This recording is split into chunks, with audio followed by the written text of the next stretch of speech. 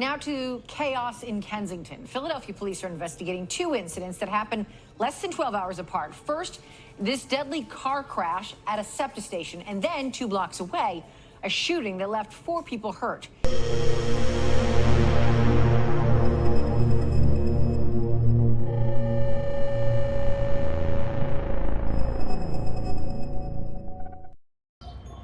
What's going on, y'all? I'm Frank. Welcome back to the channel. Just want to do a quick video to touch on the state of affairs in Philly right now, especially in Kensington. It's in chaos. It's in straight chaos. Let me just give you an update, and I'm sure a lot of y'all know. A lot of y'all that watch the channel also happen to see the news. There was an accident about 2 o'clock in the morning on Kensington and Allegheny. A white SUV was traveling down Kensington. Anybody that's been there, you can see from the videos, knows that Kensington it's busy, right? There's a lot of people there. It don't matter, 5 o'clock, 1 o'clock, 2 o'clock, 3 o'clock, it's busy. So the person that was in the white SUV was traveling at a high rate of speed through Kensington, right? So they passed Kensington and Allegheny, is one of the, I'd say probably like 5 busiest cross sections in Philadelphia. With both vehicle traffic and foot traffic, even more so with foot traffic. The white SUV was traveling at a high rate of speed, ended up smashing into the train station on Kensington and Allegheny. Automatically, you know that can't be good. But the thing that I think a lot of people don't really know, unless you have been to that area or know that area. So on Kensington and Allegheny, near that train stop, is where all the homeless people and addicts congregate. Not only do they congregate there, but they sleep there. The exact spot that SUV hit, there was people sleeping on the floor when that SUV hit. Think about, you're sleeping and an SUV slams into you 60, 50 miles per hour, right? And you're stuck between the SUV and the wall. Think about that. That's already bad. So in that accident, there was 3 people killed. The driver was killed and 2 pedestrians were killed. That happened early in the morning, 2:30, I believe. By the time I woke up the next day, I had people that sent me footage of it from Kensington. Footage is extremely graphic. So the driver died and 2 pedestrians died. One of the pedestrians was caught between the vehicle and the train stop and the wall. The brick wall, huge brick wall, probably about 30, 40 feet tall. He was decapitated. You could see all this. When I tell you could see this, I'm not saying like you could see, you could see everything. It looked as if the best way that I could describe it is it looked sort of like a deer. When you're driving on a highway and you see a deer splattered all over the road, but you can still tell it's a deer, maybe the legs or the back side or something. That's what it was. You could tell a person was decapitated. It was bad, extremely bad. Let's get right to this breaking news right now. We've had this horrific, deadly crash that has killed 3 people. Steve on the scene with the details for us, Steve. Well, it's sad. You're seeing school buses, now that they've reopened both Allegheny and Kensington Avenue, you're going to see little kids going by this scene. And can you imagine being a kid driving through this intersection to and from school every day and what you see out your window?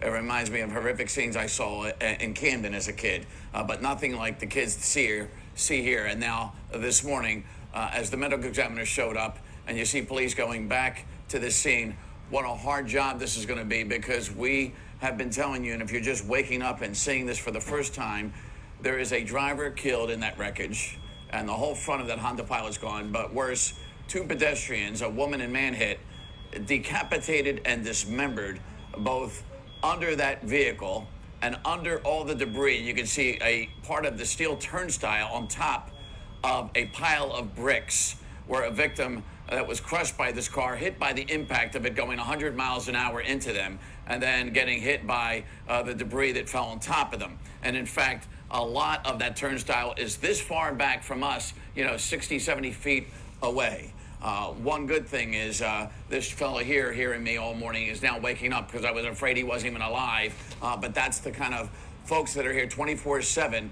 This is the corner where a lot of the heroin and fentanyl use is. And in fact, because it's so busy and so crime-ridden, Philly police now have a beat here. And it was the cop that we were here with yesterday who happened to be here and heard this Honda Pilot coming eastbound down Allegheny. You can see it curves right under the L. He hears it, he looks up and sees it, and then sees this accident in a blur. And he is the one that says this thing was going 100 miles an hour or faster. And this vehicle is registered out of Shamokin, Pennsylvania, a town I never heard of.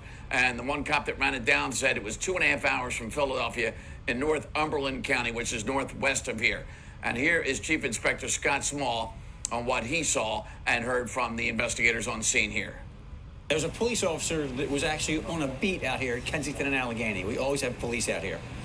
And the police officer heard the vehicle coming, then saw it, and believed that vehicle was easily going 100 miles an hour, eastbound on Allegheny Avenue. Then it jumped the curb at Kensington and Allegheny, and that's when it struck a turnstile. We believe it struck 3 pedestrians and then struck the building itself. Veteran cops said they never saw a more horrific, gruesome scene with these victims. It's really gruesome. One of the pedestrians that's closest to the vehicle clearly decapitated, and parts of his body dismembered, and parts of the body were actually burned because immediately after this accident the engine compartment of the vehicle caught on fire. Now the other pedestrian that's closer to the building, just a few feet away from the front of the vehicle, appears to be a female. Her body is also mangled, crushed, to the point where all 3 of these victims were pronounced dead immediately on location. Well, we are humans before we are journalists, and that's why we are staying far back, even if we were allowed closer. And that medical examiner and her assistant right here with these hazardous material suits getting a look and getting guided by Philly police about where the victims are and the victims' pieces are. And this is going to be a tough job for them. And you always think about first responders, and boy, does this job stay with you when you talk to them when they go home to their families. Just horrific. And one cop said this could have been so much worse, judging by how many people were out here, so many people in the path of that vehicle that somehow weren't hit. That vehicle not just missed a whole bunch of people, but a whole bunch of obstacles. He got under the L without hitting the L pillars, without hitting the telephone pole, the street signs, the traffic signs.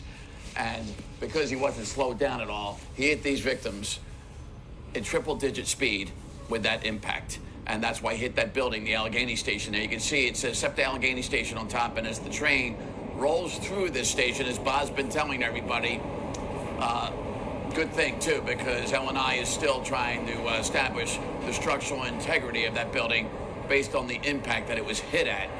And boy, when you look at that turnstile, those things are as heavy as it gets. And boy, the police are just having trouble walking around that scene there too. So they're getting a little help with daylight, and there's plenty of cops here as we pan to the left. But again, there's little kids on these stop school buses a lot closer than we are right now. And hopefully the bus driver is keeping the kids' attention from looking out the window and seeing this. But what an awful scene here for Philadelphia. And again, this is a busy stop, and Philadelphia school buses will be going past here to and from their schools because they had probably no idea that they were going to come this close to a horrific scene.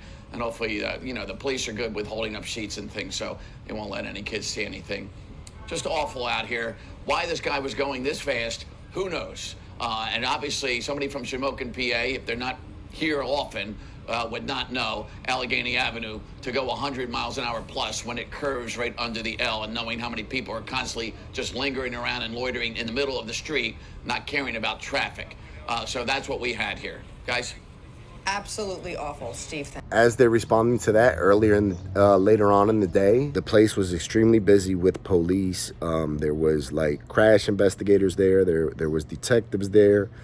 They were trying to piece together the scene, right? A block up on G Street in Allegheny, 4 people get shot. Somebody sent me the video of that also. It appeared that there was a guy standing on G Street. Guy walked up to him. They obviously had some type of issue because as soon as the guy that was standing on G Street seen the guy walking up Allegheny to him, and you could tell he was about to pull out a gun. He didn't get the chance. The other guy shot at him 4 times. Hit a young girl on the chest that was waiting for a bus. Right there, G Street in Allegheny is a bus stop. He hit her. Thankfully, she didn't die, and 3 other people got hit. 4 people ended up getting hit. As we were covering that, we heard several gunshots, and then we saw people running, taking cover.